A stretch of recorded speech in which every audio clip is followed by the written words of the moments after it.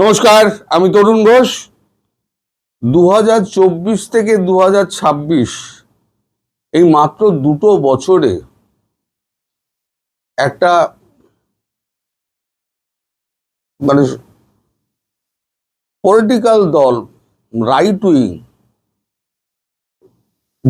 যারা সেকুলারিজমে যে রাজ্যটা বিশ্বাস করত, ওয়েস্ট বেঙ্গল, সেখানে গেরুয়া ঝড় তুলে দিল কি করে? মাত্র 2 বছরের ব্যবধানে, 24-25 এবং 26-এর শুরু বলা যায় দুটো বছর। কারণ ওপাশে যদি মোহাম্মদ ইউনূসের আশা আপনি দেখেন, জুলাই আন্দোলন যদি দেখেন, তাহলে পরে 2 বছরই ধরা যায়। একটা ভারতবর্ষ ছিল একটা সেকুলার রাষ্ট্র, বিশেষ করে পশ্চিমবঙ্গ। তাদের সঙ্গে বাংলাদেশের যে সম্পর্ক ছিল, সেটা একটা অটুট বন্ধন ছিল। তার মধ্যে ভালোবাসা ছিল, প্রেম ছিল, প্রীতি ছিল। সেগুলো সমস্ত ধীরে ধীরে নষ্ট হলো এবং 2 বছরের মধ্যে বিজেপি পুরো গেরুয়া ঝড় তুলে পশ্চিমবঙ্গ দখল করে নিল। কেন? আপনারা কখনো বিচার বিশ্লেষণ করেছেন কেন? আমি অনেক বিচার বিশ্লেষণ করেছি, অনেকের সঙ্গে কথা বলেছি, অর্থনীতিবিদ, সমাজবিদ, শিক্ষাবিদ, সাধারণ মানুষ, রাজনীতিক, অনেকের সঙ্গে কথা বলেছি এইটা নিয়ে, যে কি করে হলো। সকলের বক্তব্য যদি এক জায়গায় আপনি নিয়ে আসেন, তাহলে ব্যাপারটা হয় এটা, যে বাংলাদেশের জন্যই কিন্তু আজকে বাংলাদেশের এই অবস্থা। মনে করুন 2024 সালে ইউনূসের ঢাকায় আগমন, এসেই তিনি উত্তর পূর্বাঞ্চলকে অস্থির করার একটা বার্তা দিলেন। ভারতবর্ষ নড়ে বসলো। তারপর আপনাদের দেশে রাইট উইং গুলো সমস্ত দা কুড়ুল নিয়ে বেরিয়ে পড়লো আওয়ামী লীগ মারতে। কাটাকাটি চললো।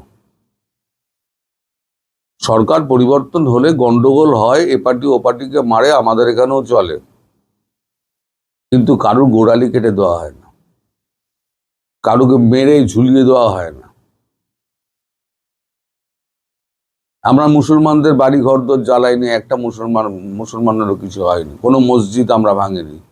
আপনারা মন্দির ভেঙেছেন, আপনারা হিন্দু নারীদের নির্যাতন করেছেন, স্বামীর সামনে স্ত্রীকে ধর্ষণ করেছেন, সন্তানের সামনে তার মাকে ধর্ষণ করেছেন, তাদেরকে ধর্ষণ করে পুকুরে ফেলে দিয়েছেন, ডোবায় ফেলে দিয়েছেন, নাবালিকা মেয়েগুলোকে বাড়ি থেকে তুলে নিয়ে গিয়েছেন, টাকা না দিলে মেয়ে পাবে না, তারপরে তাকে ধর্ষণ করে গলা টিপে মেরে তার বাড়ির সামনে ফেলে এসছেন। এগুলো তো আপনারা করেছেন। তারপরে হচ্ছে আস্ফালন। এই সার্জিস আলম থেকে সার্জিস আলম থেকে নাহিদ ইসলাম পর্যন্ত তাদের যে আস্ফালন, এবং ভারত দখলের জন্য প্রাক্তন সেনাবাহিনীর অফিসারদের সেই যে পদযাত্রা, খুঁড়োতে খুঁড়োতে আমাদের দেহে এখনো বল আছে, আমরা 4 দিনে কলকাতা দখল করে নেব। ভারত কিন্তু ধীরে ধীরে বুঝলো যে এই বাংলাদেশ আর সেই বাংলাদেশ নেই। আর ভারতবর্ষ বা পশ্চিমবঙ্গের মানুষও বুঝলো যে এতদিন আমরা যাদেরকে ভালোবাসতাম, বুকে টেনে নিতাম, তাদের প্রকৃত চরিত্র কিন্তু অনেকটাই পাল্টেছে। তাদের মধ্যে একটা মৌলবাদ লুকিয়েছিল, যেটা বেরিয়ে পড়েছে। কিছু মানুষ মুখোশ পরে থাকে না, সব মানুষ নয়, এই যারা এগুলো করেছে, এই যে মুখোশ পরা মানুষগুলো, এই তারা দাঁত নখ বের করে একেবারে সমাজকে ছিন্ন ভিন্ন করতে শুরু করলো। ফলে ভারত তো আরো সতর্ক হলো। আপনাদের ওখানে যেমন আপনারা সিআইএ এর দ্বারা রেজিম চেঞ্জ হয়েছে, রেজিম চেঞ্জ তো শেখ হাসিনার হয়েছে। সেই রেজিম চেঞ্জের পেছনে আমাদের মাননীয় প্রাক্তন মুখ্যমন্ত্রীর অনেক হাত আছে। জামাতের নেতারা এখানে এসে বৈঠক করেছেন, তাদেরকে ফান্ডিং গিয়েছে। এখন সমস্ত বেরোচ্ছে, প্যান্ডোরার বক্স খুলে গেছে, এখন সব বেরোচ্ছে। এই তদন্ত সব শুরু হবে। আমি বিকেলে যে ভিডিওটা করব বলেছিলাম, মহাকালী, অপারেশন মহাকালী, তাতে আমি সব বলবো। এখন বলছি কেন হঠাৎ গেরুয়া ঝড়টা এসে উঠল এবং সমস্ত সীমান্ত অঞ্চলে। এর পেছনে 2024 থেকে মমতা ব্যানার্জির সিংহাসন তখ্ত পালটের জন্য এখানে একটা ইন্টারনাল রেজিম চেঞ্জ হয়েছে। কিভাবে হয়েছে? সংঘ পরিবার গত 2 বছর ধরে নিরলসভাবে সারা পশ্চিমবঙ্গে প্রত্যেকটি ঘরে ঘরে গিয়ে হিন্দুদের বুঝিয়েছে, আমরা যদি এখন একত্র না হই তাহলে একদিন ওপারের লোক এসে, কারণ ক্ষমতায় যিনি বসে আছেন তিনি ওপারের লোক ঢুকিয়ে দেবেন, তারা ওপারের লোক এসে আমাদেরকে কেটে কুচি কুচি করে দেবে, আমাদের 46-এর দাঙ্গার মতো, দ্য গ্রেট ক্যালকাটা কিলিংস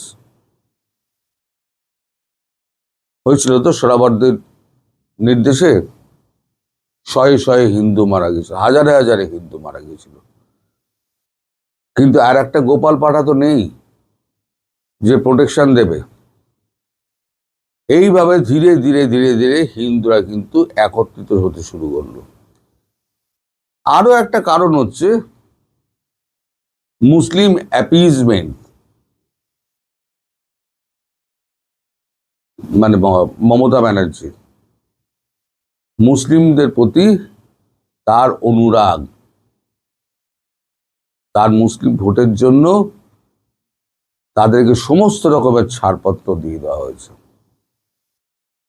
আপনি যদি হাওড়ার ডোমজুর থেকে আমতা ফামতা ওই সাইডে যান, দক্ষিণ 24 পরগনা, উত্তর 24 পরগনা আপনি যান, যে সমস্ত অঞ্চলে মুসলমানরা সংখ্যাগুরু হয়ে রয়েছে, সেখানে পরিষ্কার বলা হতো মেয়েদের যে বোরকা ছাড়া বাড়ি থেকে বেরোবি না, তাহলে পরে গলা কেটে দেবো, বলা হতো। এই যে ভেতরে ভেতরে ভেতরে ভেতরে একটা 2 বছর ধরে একটা সংঘ পরিবার যে একটা কাজ চালিয়ে গেছে, তারপরে যেটা হলো এসআইআর হলো। এসআইআরে একটা বিরাট সংখ্যা বেরিয়ে গেল এবং খুব সচতুরভাবে একটা জিনিস রটিয়ে দেওয়া হলো যে এসআইআর এর যে নতুন লিস্ট বেরোচ্ছে, সেই লিস্টে যদি লিস্ট অনুযায়ী যদি ভোট না পড়ে, তাহলে পরে এনআরসিতে এর কিন্তু ছাপ পড়তে পারে। আমার ভোটার লিস্টে নাম উঠেছে এসআইআর এর পরে, আমি ভোটটা দিলাম না। যখন এনআরসি হবে তখন জিজ্ঞেস করবে আপনি কেন ভোট দেননি। এটা যদিও বাস্তবে হবে না, কিন্তু তখন খুব চতুরামির সঙ্গে এটাকে সমাজের বিভিন্ন স্তরে ছড়িয়ে দেওয়া হয়।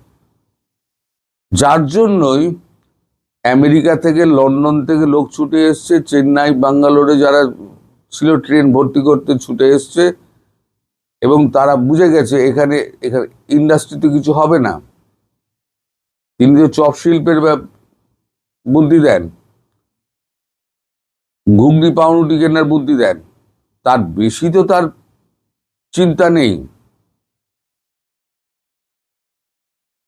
তো মানুষ বুঝে গিয়েছে যে এনাকে রাখলে পরে আমরা অসুরক্ষিত। তাহলে হিন্দুরা একজোট বেঁধেছে, একজোট বেঁধে একেবারে ভূমিধস ভোটে একেবারে বিজেপিকে জিতিয়ে মমতাকে প্রাক্তন মুখ্যমন্ত্রী করে ছেড়ে দিল। আর এর মধ্যে সব থেকে বেশি বিপদে পড়ল বাংলাদেশ। শুরুটা কি করেছিল? বাংলাদেশ।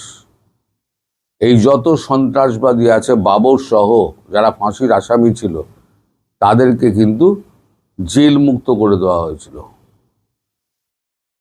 যত ধরনের অপরাধ করা যায় সেই অপরাধ করে ইনডিমনিটি দেওয়া হয়েছিল। ভারতবর্ষ সব নজরে রেখেছে, কিচ্ছু বলেনি। ভারতবর্ষ যা করে ভেতরে ভেতরে ভেতরে ভেতরে করে। ভারতবর্ষ ভেতরে ভেতরে কাজ করে আপনাদের এখন যা কোণঠাসা করে দিয়েছে, তার জন্য একমাত্র নিজেদের দূষণ। কখনো দুষবেন না যে একটা সেকুলার একটা রাজ্য ছিল, সেই সেকুলার রাজ্যটা এরকম ভাবে তারা রাইট উইংয়ে কি করে পরিবর্তন হলো। রাইট উইংয়ে পরিবর্তন করার জন্য দায়ী কিন্তু আপনারাই। আমরা কিন্তু সেকুলারই ছিলাম, হিন্দু মুসলমান খ্রিস্টান জৈন আমরা কিন্তু একসঙ্গে ছিলাম। আমরা মার খেতাম তৃণমূলের, কিন্তু তা সত্ত্বেও আমরা কিন্তু এক ছিলাম। কিন্তু যখনই বুঝতে পারলাম যে বর্ডার খুলে দেওয়া হচ্ছে এবং ওপার থেকে লোক আসছে যারা এখানে এসে খুন কামারি করে চলে যাচ্ছে, এবং মুখ্যমন্ত্রী প্রকাশ্যে মঞ্চে বলছেন আমি যদি একটা অংশকে বলি, একটা সম্প্রদায়কে বলি 10 মিনিটের জন্য, তাহলে সব কেটে কুচি কুচি করে দিয়ে চলে যাবে। কাদের কথা বলছেন তখন? বাংলার মানুষ বোঝেনি? বাংলার মানুষ সব বুঝেছে। বাংলার মানুষ ভোটের মাধ্যমে আনে, ভোটের মাধ্যমে ক্ষমতাচ্যুত করে। সুতরাং আজকে যারা বাংলাদেশের মানুষ, যারা আজকে পশ্চিমবঙ্গকে সেকুলারিজম থেকে রাইট উইং বলে যারা গালাগালি করছেন, তারা নিজেদের অন্তরে একবার হাত দিয়ে ভাববেন যে আপনারা কি করেছেন। ভেতরে যে হিন্দুত্ব ভাবটা ছিল না, এই হিন্দুত্ব ভাবটাকে আপনারা চাগিয়ে দিয়েছেন। আর একটা কথা মনে রাখবেন, যে এই হিন্দুত্ববাদ যেটা গড়ে উঠেছে সেটা আরো বিস্তার পাবে। সারা ভারতবর্ষ আগামী 5 বছরের মধ্যে পুরো গেরুয়ায় ভর্তি হয়ে যাবে। তারপরে মুসলমানরা যাবে কোথায়? আজকে একটা রাজ্যে আজকে এই ভূমিধস ভোট হওয়ার পর পুরো মুসলমানরা ঘরে ঢুকে গেছে, একটা মুসলমান নেই। আপনি চৌরঙ্গি থেকে পার্ক স্ট্রিট হয়ে একেবারে আপনি পুরো কলকাতা ঘুরুন, ফুটপাতের ওপরে যত মুসলমানদের দোকান ছিল মেটিয়াবুরুজে সব ফাঁকা হয়ে গেছে, দোকান বন্ধ, ঝাঁপ বন্ধ করে দিয়ে চলে গেছে। বিরিয়ানির যত দোকান ছিল সব বন্ধ হয়ে গেছে। যত পাঁঠার মাংসের দোকান ছিল, শুধু হিন্দু কসাইদের মাংসের দোকানগুলো খোলা আছে। মুসলমানরা ঝাঁপ বন্ধ করে বেরিয়ে গেছে। কারণ রাগটা হচ্ছে গিয়ে এখন হিন্দু ভার্সেস মুসলিমে পরিণত হচ্ছে। আর এর পেছনে সম্পূর্ণভাবে দায়ী বাংলাদেশ এবং একমাত্র বাংলাদেশ। এই যে শত্রুতা আপনারা করেছেন জীবনে মিটবে না, জীবনে মিটবে না। আপনারা না পাবেন ভিসা, না পাবেন খাদ্য, না পাবেন সহযোগিতা। তারপরে আবার যত চীন আর পাকিস্তান করবেন তত কিন্তু দেখবেন আপনাদের অবস্থা আরো খারাপ হবে। এই যে পাকিস্তান এত বলতো যে আমরা পূর্ব দিক দিয়ে আক্রমণ করব, কেন? কারণ এখানে মমতা বন্দ্যোপাধ্যায় সরকার ছিল, পূর্ব দিক দিয়ে আক্রমণ করার সুবিধে। এই যে মহসিন নাকভি এখন এসছেন, ও তো একটা চোর। ভারতীয় ক্রিকেট বিশ্বকাপের টিকিটটা কাপটা নিয়ে ও ব্যয় করে চলে যাচ্ছিল, এয়ারপোর্টে ধরা পড়েছে। তারপর থেকে ওকে বলে কাপ চোর মহসিন নাকভি। আপনারা গুগলে সার্চ করবেন, পেয়ে যাবেন মহসিন নাকভি। আমি এক বিন্দু মিথ্যে কথা বলছি না। তো এখন আপনার পাপের শাস্তি ভোগ করতে হবে। এই পাপের শাস্তি ভোগ করুন আর দেখতে থাকুন সামনে কি কি হয়। আপনাদের দুর্গতির কিন্তু সীমা নেই, অসীম দুর্গতির মুখে পড়েছেন আপনারা, এবং এই দুর্গতির জন্য সম্পূর্ণভাবে আপনারাই দায়ী।